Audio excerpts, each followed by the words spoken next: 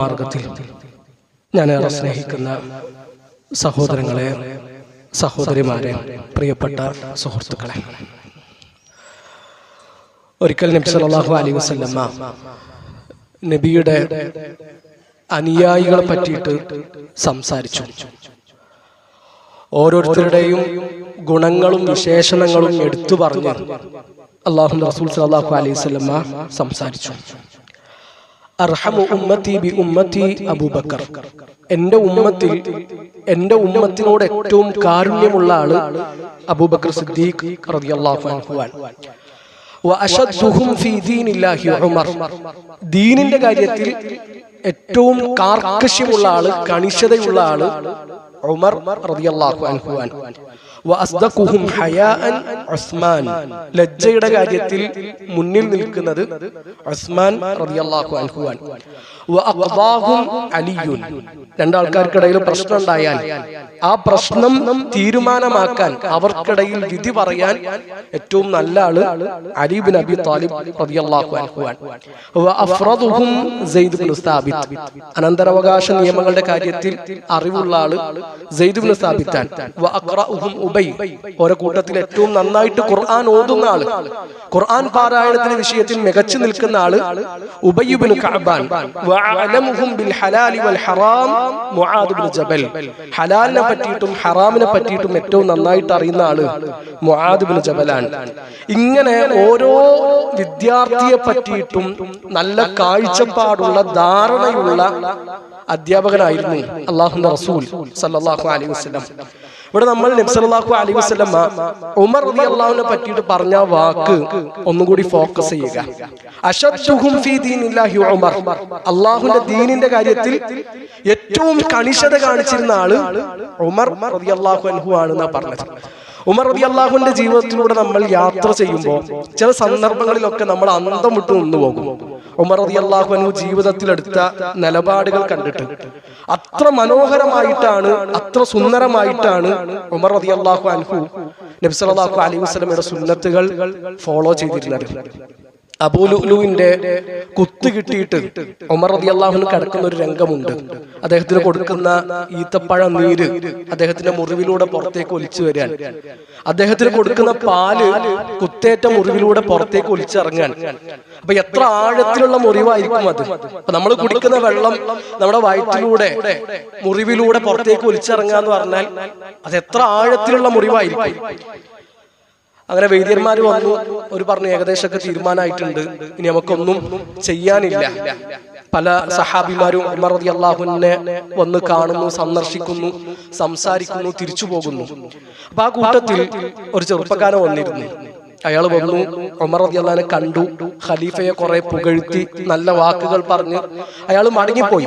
അപ്പൊ തിരിച്ചു നടന്നപ്പോ ചുറ്റും കൂടി നിൽക്കുന്ന ആൾക്കാരോട് ഉമർ റളിയല്ലാഹു പറയുന്നുണ്ട്, റുദ്ദു അലയ്യൽ ഗുലാം, അയാൾ നിങ്ങൾ ഒന്നുകൂടി എന്റെ അടുത്തേക്ക് വിളിക്കണം, എനിക്ക് അയാളോട് ഒന്നുകൂടി സംസാരിക്കണം. ആ ചെറുപ്പക്കാരൻ വന്നപ്പോ ഉമർ റളിയല്ലാഹു പറഞ്ഞെന്താണെന്നറിയോ? യബ്ന അഖി ഇർഫഅ സൗബക്, നീ നിന്റെ വസ്ത്രം ഒന്ന് കയറ്റി കൊടുക്ക്, അത് നെരിയാണിക്ക് താഴേക്ക് ഇറങ്ങി പോയിട്ടുണ്ട്. ഫഇന്നഹു അബ്കാ ലി സൗബിക വഅത്ഖാ ലി റബ്ബിക, അതാണ് എന്റെ വസ്ത്രത്തിനും നല്ലത്, നിന്റെ റബ്ബിനെ സൂക്ഷിക്കുന്നുവെങ്കിൽ അതാണ് നീ ചെയ്യേണ്ടത്. നമ്മൾ ആലോചിക്കേണ്ടത് ഉമർ റളിയല്ലാഹു അൻഹു കിടക്കുന്ന അവസ്ഥയാണ്. മരണത്തെ മുന്നിൽ കണ്ടു കിടക്കുന്ന സമയത്തും അല്ലാഹുവിന്റെ റസൂൽ സല്ലല്ലാഹു അലൈഹി വസല്ലം പഠിപ്പിച്ച ഒരു അധ്യാപനം എത്ര കണിശമായിട്ടാണ് അവര് പാലിക്കുന്നത്. അതിനെതിരെ ഒരു സംഭവം കാണുമ്പോ എങ്ങനെയാണ് അവർ ഇടപെടുന്നത്, പ്രതികരിക്കുന്നത്. ഇപ്പൊ നിസ്കാരത്തിലടക്കം നമ്മളിൽ പല ആൾക്കാരുടെയും വസ്ത്രം നെരിയാണിക്ക് താഴെയാണ്. ചില ആൾക്കാർക്ക് തോന്നുന്നത് ഇതൊക്കെ എത്ര ഗൗരവത്തിൽ ഊന്നി പറയേണ്ടതുണ്ടോ? ഇപ്പൊ ലോകത്ത് മുസ്ലിങ്ങൾ അനുഭവിക്കുന്ന എന്തൊക്കെ പ്രശ്നങ്ങളുണ്ട്, ആഗോള മുസ്ലിങ്ങൾ നേരിടുന്ന എന്തൊക്കെ പ്രതിസന്ധികളുണ്ട്. അപ്പൊ അതിന്റെ ഇടയിൽ ഇപ്പൊ നിങ്ങൾ വസ്ത്രത്തിന്റെ നീളാണോ പറയുന്നത്? മരണത്തെ മുന്നിൽ കണ്ടു കിടക്കുമ്പോഴും ഉമർ ബിൻ ഖത്താബ് റളിയല്ലാഹു അൻഹു അതൊരു പ്രശ്നമായിരുന്നു. ഉമർ റളിയല്ലാഹു അൻഹു വന്ന ആളോട് ചോദിക്കുന്നില്ല, നിങ്ങൾ അഹങ്കാരത്തോട് കൂടിയാണോ ആ വസ്ത്രം നിലത്ത് വെച്ച് നടക്കുന്നത്, അതല്ല അഹങ്കാരം ഇല്ലാതെയാണോ? അഹങ്കാരത്തോട് കൂടിയാണെങ്കിൽ ഒന്ന് കയറ്റി കൊടുത്താളി, അഹങ്കാരം ഇല്ലെങ്കിൽ അങ്ങനെ തന്നെ ആയിക്കോട്ടെ എന്നൊന്നും ഉമർ റളിയല്ലാഹു അൻഹു പറഞ്ഞിട്ടില്ല. നേരെ ചോദിക്കുന്നു, അത് കയറ്റി ഉയർത്തിയെടുക്കാൻ ആവശ്യപ്പെടുന്നു. അപ്പൊ അഹങ്കാരത്തോട് കൂടിയാണെങ്കിലും അല്ലെങ്കിലും പ്രശ്നം തന്നെയാണ്. അഹങ്കാരത്തോട് കൂടിയാണെങ്കിൽ അതൊന്നുകൂടി ഗൗരവമുള്ളതാണ്. അല്ലെങ്കിൽ നബി സല്ലല്ലാഹു അലൈഹി വസല്ലം പറഞ്ഞു, മാ അസ്ഫല മിനൽ കഅബൈൻ ഫഫിന്നാർ, നെരിയാണിക്ക് താഴെ ഉള്ളത് അത് നരകത്തിലാണ്.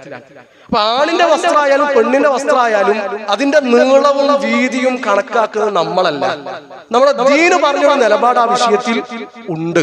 അത് കർശനമായിട്ട് നമ്മൾ പാലിക്കണം. ഇപ്പൊ ഈദിന് പുതിയ കുപ്പായെടുത്ത ആൾക്കാരായിരിക്കും നമ്മളൊക്കെ, ഇനി എടുക്കാനുള്ള ആൾക്കാരുണ്ടാകും. നമ്മൾ നല്ലോണം ശ്രദ്ധിക്കുക. ആണിന്റെ വസ്ത്രമായാലും പെണ്ണിന്റെ വസ്ത്രമായാലും അവിടെ നമ്മുടെ ദീന് പറയുന്ന കുറെ നിർദ്ദേശങ്ങളുണ്ട്. ഫാത്തിമ റളിയല്ലാഹു അൻഹ, നബി സല്ലല്ലാഹു അലൈഹി വസല്ലമയുടെ കരളിന്റെ കഷ്ണം, ഫാത്തിമ ബീവിയുടെ അവസാനത്തെ വസിയത്തുകളിൽ ഒന്നെന്തായിരുന്നു അറിയോ? എന്നെ മറവ് ചെയ്യുമ്പോൾ നിങ്ങൾ രാത്രി മറവ് ചെയ്യണം. എന്തിനാ രാത്രി മറമാടാൻ പറഞ്ഞത്?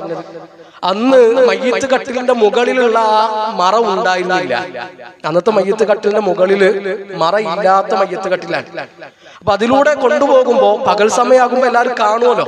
ആ മയ്യത്ത് കട്ടിലൊന്ന് ചാഞ്ഞ് ചെരിഞ്ഞ് അങ്ങോട്ടും ഇങ്ങോട്ടും നീങ്ങുമ്പോ അവരുടെ ശരീരം മുഴുവൻ മറച്ചിട്ടുണ്ടാകും.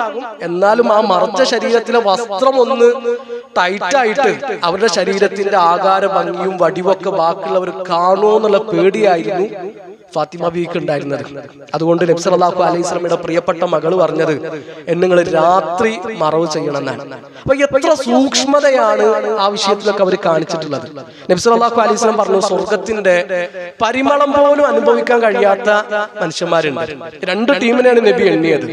അതിൽ ഒന്ന് നിസാഉൻ കാസിയാത്തുൻ ആരിയാത്ത്, വസ്ത്രം ധരിച്ചിട്ടും നഗ്നകളായ സ്ത്രീകളാണ്. ഉടുത്തിട്ടുണ്ടോന്ന് ചോദിച്ചാൽ ഉടുത്തിട്ടുണ്ട്, ഉടുത്തിട്ടില്ല എന്ന് ചോദിച്ചാൽ ഉടുത്തിട്ടില്ല.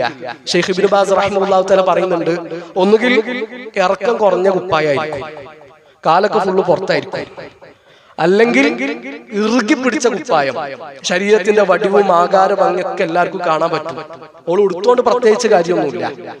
അല്ലെങ്കിൽ ശരീരത്തിന്റെ തൊലിയുടെ നിറം പുറത്തേക്ക് കാണുന്ന കോലത്തിലുള്ള കുപ്പായം.